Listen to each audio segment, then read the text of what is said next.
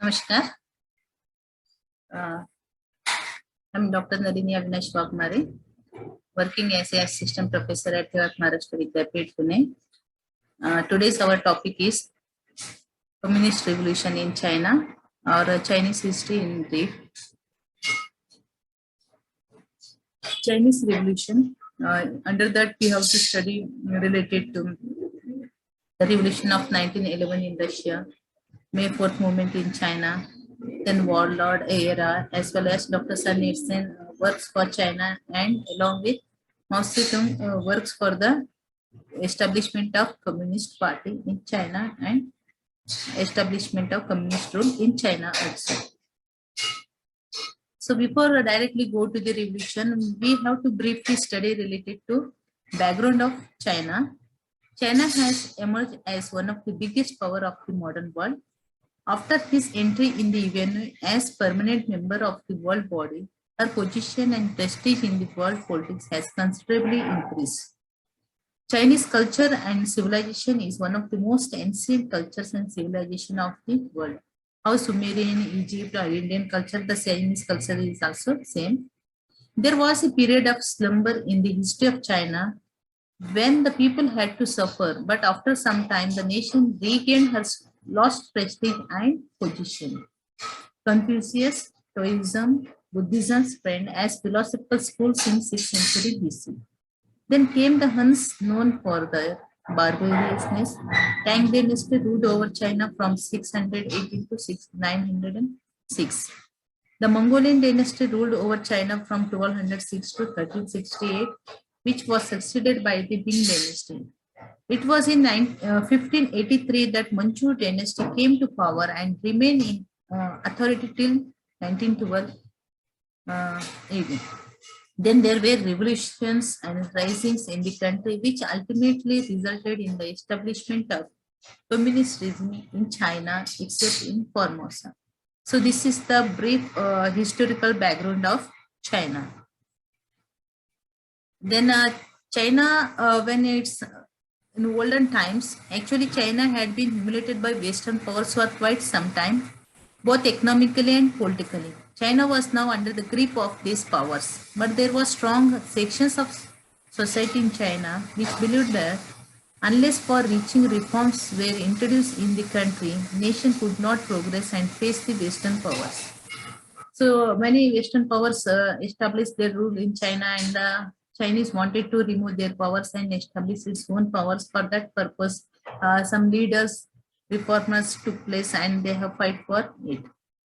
On the other hand, the supporters of monarchy felt that the Western powers were already exploiting China, and their teachings, methods of living, way of thinking, etc., were not going to provide any solution to this problem. Thus, there started an era of reforms and counter reforms in China, which ultimately resulted in the revolution of 1911. So, these are the few causes to start the 1911 revolution in China. Main reasons are the food shortage found in China. Sun Yat-sen had very actively worked for the new revolution in China. Chinese who were forced to leave Western countries propagated revolution in China. Chinese went to Japan and Western countries in getting Western education and were thus awakened, and they are finding that in their nations, the other countries ruling made China as a colony. That's why who are Western knowledge, Western education people, they came to China and they started the revolution in China. Then revolutionary organization became active in the country. Almost every section of society had grievances against the existing government, the Manchu dynasty also. Revolutionaries gave very high hopes and promises to the people. We are free from the Western powers and we get our own freedom. Then immediate cause of the revolution in China is that was struggle over the construction railway lines in some provinces between the central government and the local finances. So, spread of revolution, the revolution started in 1911 and soon it was widespread revolutionary societies came into being. Army also sided with the revolutionaries. The foreign powers remained neutral in the struggle because the foreigners think that it is their civil war. So most of the foreign powers not sided with any rulers. Then after the revolution, Yuan Shikai became as a president. Soon, both the imperialist revolutionary realized that they could not continue struggle due to financial difficulties. Yuan was asked to arrange abdication of monarch and in turn was offered presidency of a new republic on February 1912. Then he made the monarch to abdicate. So in this 1911 revolution's main reason is the Manchu dynasty was over. What is the impact of this revolution? It brought the dynasty to an end, the Manchu dynasty. Then socially it was anti-traditionalist, it was anti-foreign and brought nationalism in the country. But the weakness of this revolution was the revolutionary were finance very tight, they have no money with them. They could not get very capable administrator to run the Chinese government. They could not aspire the confidence of the people. That is one more weakness we find here. Overall, it was a peaceful and without bloodshed revolution. But after revolution, warlords became very oppressive and they could not be made sober. So this is the 1911 revolution. Then the start again one more period in China, that is the 1916 warlord era we call in history. Warlordism in China originated due to the weakness of central government, which had failed even to provide basic facilities to people. There was no central authority in the country. The character of warlordism is that they wanted to increase their power and authority. They encouraged bribery. They help in creating a situation of uncertainty. They defined central authority. They made central authority helpless in so far maintaining of law was concerned. Warlordism in China, important warlords in China were General Piyu, General Feng Yuxiang, and General Pishon. So after this also one more revolution took place in China where the warlord only wanted to authority and not run the good government in China. So that's why in China one more revolution started, that we call in history that revolution as in 1911 May movement, because it was took place in the month of May. Basically it took place in the 4th May. So in history, the 4th May movement 1991. The condition of people at the time of outbreak of the movement was they wanted to durable peace and prosperity, which was nowhere seen in the China. That is the one more reason. And the wealth was concentrated in the hands of few persons alone. Wealth was not being used for productive purpose, for helping the people purpose, for needy purpose. And that's the one more reason to start this May 4th movement. That people wanted to have complete control over their national economy if they wanted to have peace and prosperity. The laborers and working classes in China had weakened. China was witnessing new changes because of Western knowledge, Western impact, and new leaders arise in China. The scholars provoked new thoughts and brought awakening in the country. Even the awakening, not only by gender point of view, the awakening took place both men and women. Then beginning of this May 4th movement is that Paris peace talks, in which China interests were not protected in Shantung, became the cause of the start of the movement. Government used oppressive measures to check the movement. The movement became very widespread. If we want to study the nature of this movement, is that in this movement, many sections of the society contributed. The movement has cultural background and political bias. It was a voice against exploitation and traditional system of the problem. It created awakening, gave birth to the Communist Party. Although this movement is not total success one, but it created new things, nationalism among the people, and people turns towards the communist ideologies. It also spread encouraged the education among the people. It added weight of revolutionary cultural government in China. So national awakening in China, or we study the Kuomintang Party. What are the causes to start the national awakening in China? Basically, stress on superiority of Chinese ancient culture was laid. Because since the ancient culture we study, Chinese people are very superior and they think that our culture is more important. But the influence of Western powers, the Chinese culture is neglecting one. That's why the national awakening started to save their own culture. National identity is one reason. Another, the revolution of 1917 of Russia influenced the people of China more. because the 1917 revolution, Russia was success to establish the communist government in Russia. Now Russia wanted to spread the communist information or spread to other countries. So China is one of under that. The attitude of foreign powers like Germany and Russia influenced the nationalists of Japan. Committing party worked hard for bringing nationalism in China. That is also one more reason. The main reason is the leader like Dr. Sun Yat-sen worked among the people to increase nationalism in them. He wanted to freedom from the foreign powers in China.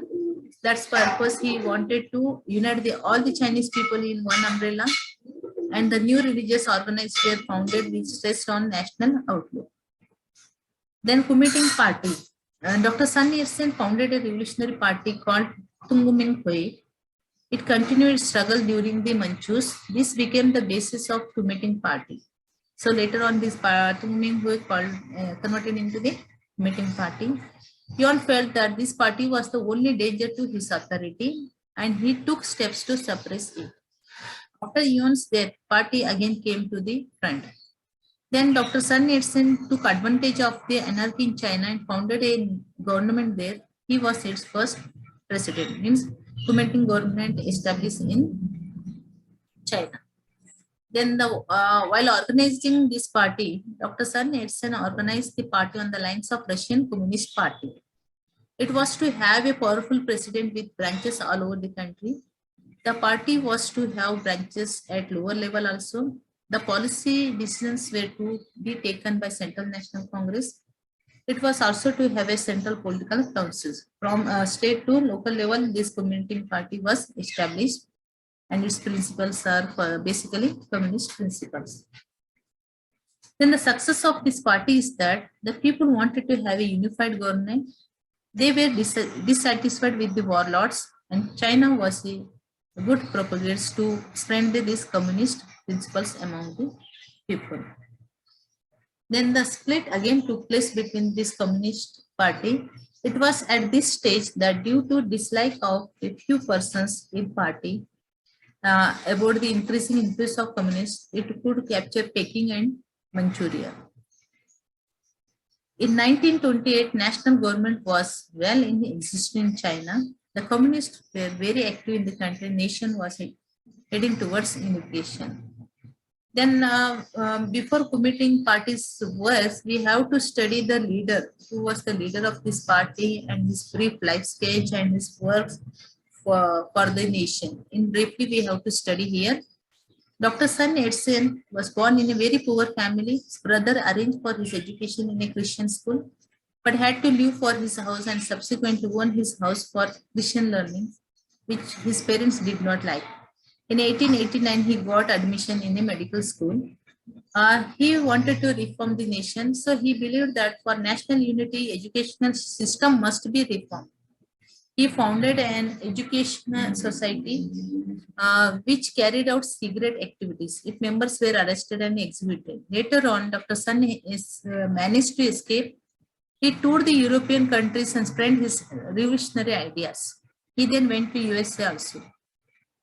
In 1900, he went to Canton, where he tried to, by mistakenly here written 1990, but in 1900, he went to Canton, where he tried to start a revolution but was unsuccessful. In 1905, he reached Hong Kong again. Tunguming Hui, he founded this revolutionary party, which stood for the overthrow of the Manchu dynasty, setting up of a republic. It also stood for equal distribution of land. This program was to be implemented in stages. Again, in 1907, he again tried to overthrow the Manchus but failed. It was only in 1911 that Dr. Sen could successfully establish a republic with himself as a president, but that was only in some parts of the country. The new party, New Republic, established in China. Since New Republic was in serious difficulty, he offered Yuan the president in exchange for the abdication of monarch. Dr. Sen himself then became only a minister. So he given charge to Yuan Shikai. Then later on, he has become as a minister. Since Yuan and Dr. Sen could not pull on together. Yuan suppressed his party and Sen had to go exile again. After Yuan's death, Dr. Sen, however, found a very appropriate time for strengthening the republic. So later on, differences took between the Sun and Yuan. Then Dr. Sen organized the party on the lines of Russian Communist Party. He stood for alliances with Russia and laid stress on propaganda. In 1924, Dr. Sen commenced a national congress. He also set up a military academy under Chiang Kai-shek. In 1925, he went to Peking in search of national unity, where he got disappointed. In that time, he died there in frustration. But we have to study the basic main ideas related to political ideas of Dr. Sen. Dr. Inclination towards Russia, Dr. Sen felt that after revolution in Russia, that country can help her better than the Western powers. He therefore showed clear inclination towards Russian communist parties of Russia and China. His political ideas are three principles which are very famous: nationalism, democracy, and livelihood of people. These were to came in stage. He believed that the masses should be patriots, given to a right control the government and provided the honorable livelihood. But three principles have been criticized by some persons those days, but they suited well the condition of those times. So Dr. Sen's Communist Party, he liked communist philosophy, but was not prepared to accept that into. He did not believe in the idea of class struggle and materialistic conception of history. Actually, Karl Marx stated that whatever happened in the world because of high and low, rich and poor, and everything happened because of economics. But Dr. Sen totally against this materialistic conception of history. But later on, Dr. Sen appreciated the organization of Russian Communist Party, and he tried to communicate with them and establish the Communist Party in China. Because after Communist Revolution in Russia, that Communist Party of China was founded. The Communist of China came near Kuomintang under Dr. Sen. There were many prominent communists in Whampoa Academy. The influence of communists made Kuomintang Party revolutionaries. But after the death of Dr. Sen, difference between China and communists became serious and ultimately resulted in the fall of the Chiang. So overall, his contribution to build the China, Dr. Sen spent his whole life in awakening the people of China and preparing them for revolution. Dr. Sen was a great organizer, a true patriot, a democrat. Somehow characterize him as a great visionary, but it is not true. In fact, he was a great practical politician. Then after Dr. Sen, one more person we find in China, and his name was Chiang Kai-shek. Chiang was born in 1887. After completing his education, he went to Japan, and after some time, he came in contact with the Dr. Sen. In 1911, he joined the Revolutionary Army. In 1921, he joined the business. 1923, Dr. Sen sent him to Moscow. After Dr. Sen, he became his successor. China under Chiang. Chiang was required to crush feudal lords. He was also opposed by the communists of China. In 1927, he captured Shanghai in Nanking. 1928, Peking was under his control. Chiang and communists. In 1927, communists came to prominence and Chiang decided to crush them with the help of bankers and others. This was the beginning of civil war to place the communist and Chiang. Japan indirectly supported Chiang, but in spite of this, currency was improved. Then the new life movement started in China at that time, but the whole movement was not a success. Chiang was more interested in cursing the influence of communists rather than checking the advances of Japan.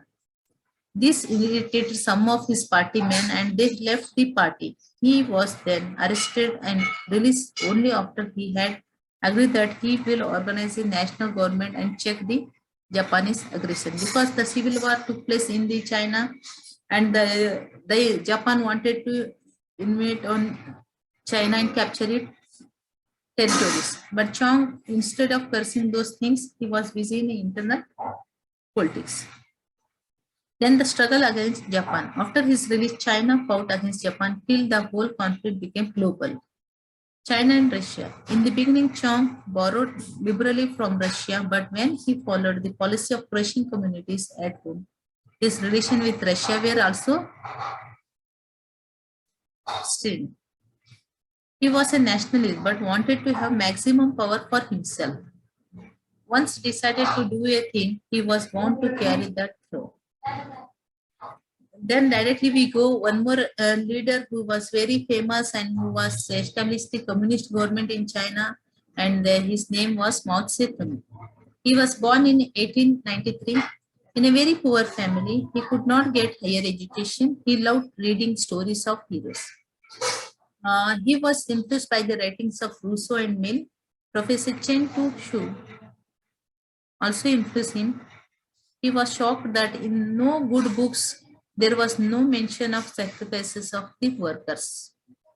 So at the age of 60, he joined the Revolutionary Army. In 1970, he started New People's Society, which produced revolutionaries. So Mao as a revolutionary, in 1990, he started struggle in Yunnan. In 1920, he organized first labor organization in China. 1921, he became founder member of the Communist Party of China. He also organized Red Army in 1928. In 1930, he became chairman of Laborer and Peasant Committee. He also started Long March, which is very historically important. In 1935, he organized Front of Communists against Japanese. He also became unpopular in China. Chiang did not like to cooperate with Mao. In 1949, Mao succeeded in establishing communist government in China. Actually, very briefly, I mentioned his contribution here. Then, what were the political ideas of Mao? Mao, he is born revolutionary. For him, peasants form backbone of every society. He believes that there can be no urban-oriented revolution in China. Education should be used for the spread of communism. Mao's democracy it was written in 1940. He has given the concept of democracy which will be opposed to Western democracy. In fact, stress will be laid on cultural awakening. It will protect national character. New democracy has become basis of communist government in China. So Mao started to curse the powers of the Kuomintang party. Long March took place in China, where it roughly 370 days. The first Red Army under Mao Anju, the marched a distance extremely difficult terrain, crossing 18 mountain ranges, fording 24 rivers, several deserts, extremely treachery. And almost during the entire flight of Red Army, it was pursued continuously by a relentless enemy, Kuomintang, who attacked it by land and air. At last, Mao was succeed. Thousands were killed in battle, drowned in the turbulent rivers, fell from deadly places, killed in the swamps. It was without doubt an extraordinary feat of human endurance.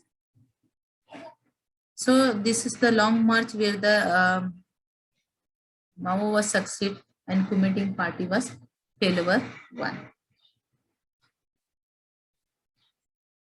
Then Communist Party of China. Birth of Communist Party already we learned that, but briefly once again explaining in short. People of China wanted to lead an honorable life. On October 1970, Revolution of Russia also influenced the people of China. In 1921, Communist Party of China was founded. Communist groups were founded. In 1922, party decided to overthrow the feudal lords. 1923, the party organized strike of railway workers. Break of the United Front also in 1924. Dr. Sun Yat-sen subsequently they became popular and powerful. Kuomintans were not prepared to accept working method of communists. Chiang decided to overthrow this party. But what was the program of this party? The party stood for improving working condition of the peasants and farmers and agricultures. The program was put into practice in 1928. The party workers now began to occupy the lands of feudal lords. Food production increased. Land was distributed among the people. So here food, land, the peasants also got. Red Army. It was founded in 1928. Actually, this is the most army, and the members were asked to polite with the people and also maintain discipline. Chong first attack on the Red Army in 1930. In 1935, army started long march in which both the communist and Kuomintang suffered heavy losses. In the long march, communist soldiers came in contact with the masses.